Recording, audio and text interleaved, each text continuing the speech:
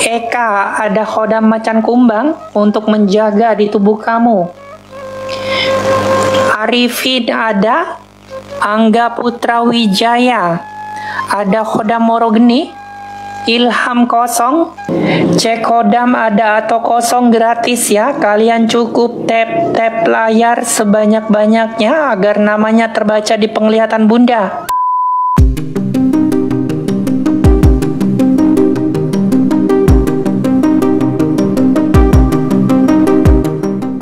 Kalau ada hobi baru yang sedang ngetren belakangan, mungkin salah satunya cek khodam. Usaha buat tahu ada atau enggaknya khodam di diri kita ada beberapa cara. Mulai dari masukin nama di website sampai yang paling populer sekarang nanya langsung di live TikTok. Yang menarik dari live TikTok ini adalah si pembaca khodam sama sekali nggak memperlihatkan wajahnya. Dia cuma pakai suara dan bacain khodam setiap nama dengan cepat. Misalnya, menyebut khodam pengguna rawa rontek, Nyi Blorong, sampai berbagai hal lain yang lama-lama jadi bahan bercanda netizen. Gak cuma rakyat jelata aja yang terpapar cek khodam ini.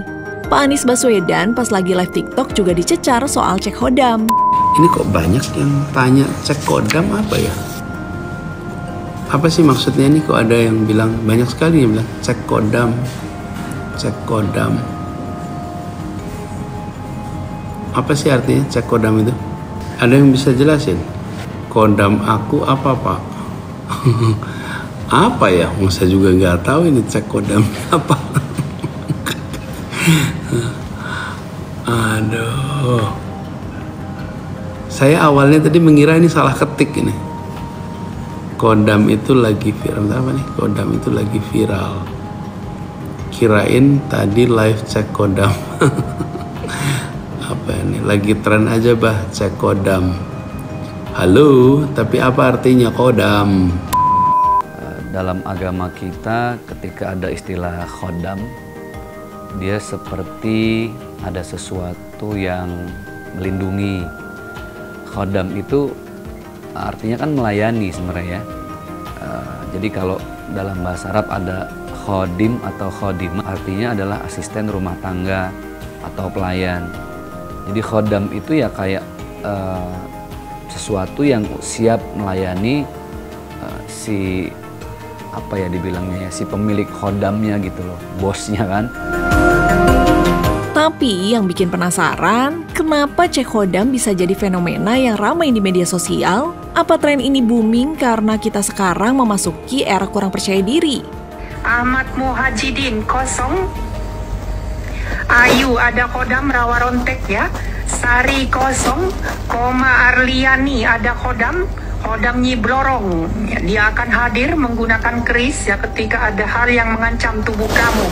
Tetapi ketika menyadari adanya keterbatasan penjelasan, itu kemudian ternyata ilmu pengetahuan teknologi itu terbatas. Nah, sehingga ditambah dengan budaya Indonesia yang memang percaya pada tahayul, itu gampang masuk ke negara kita gitu. Jadi memang ada bibitnya, memang juga ada pencetusnya. Tadi pencetusnya sudah semakin intens pakai teknologi, tapi malah kecurian data, malah privasinya kebongkar, malah tidak merasa aman. Kita itu pakai teknologi yang dijanjikan lebih praktis dan sebagainya.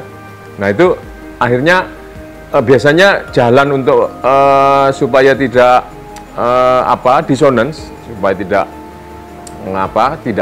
tidak tak selaras, itu menyelaraskan. Nah itu menyelaraskannya tadi cari yang lebih masuk akal atau sekalian yang nggak masuk akal. Nah ini tadi rasa percaya diri mereka akhirnya perlu ditopang oleh sesuatu yang gaib itu. Ya, terlepas dari banyak yang nggak percaya sama cek khodam dan berujung jadi bahan bercandaan, tapi nggak sedikit juga yang percaya. Salah satu akun kreator konten di TikTok aja bisa dapat 1000-an penonton dalam sekali live cek khodam. Mereka bahkan ada yang nawarin jasa subscription plan via TikTok dengan biaya sekitar Rp44.000 per bulan. Nah, budaya yang percaya cek khodam via online ini nih yang bikin mengkhawatirkan. Tapi enggak bagi si pelakunya, karena tentu mereka mendapatkan keuntungan dari konten tersebut. Sebenarnya nggak heran kalau ada tren baru di TikTok bisa viral dengan begitu cepat. Bisa dibilang penyebabnya adalah algoritma platform yang terus-menerus menawarkan materi baru dan keterlibatan pengguna. Apalagi menurut studi yang didukung oleh riset Adobe, TikTok adalah search engine nomor 4 paling populer di dunia. Namun yang jadi pertanyaan, konten-konten nirmakna seperti ini apakah bisa dicegah? Manusia itu adalah makhluk yang selalu berusaha mencari penjelasan. Nah, ketika penjelasan yang yang senyatanya belum ketemu, dia akan mencari dengan seadanya jawaban. Nah, ketika sudah mulai terkuak, ini loh yang sebenarnya terjadi, gerhana matahari ini adalah seperti ini. Nah, itu baru muncul ketika kita mendalami ilmu pengetahuan. Nah, makanya ilmu pengetahuan itu akan mengusir tahayul. Fenomena cek hodam emang bisa dilihat dari berbagai sisi. Kayak tadi misalnya, dari sisi sosial dan budaya, atau bisa juga dilihat secara agama. Jadi sebaiknya masyarakat ketika lagi viral masalah khodam, kalau sekedar lucu-lucuan aja nggak apa-apa ya. Misalnya si fulan khodamnya, misalnya makhluk gaib dari daerah mana gitu, dari laut apa.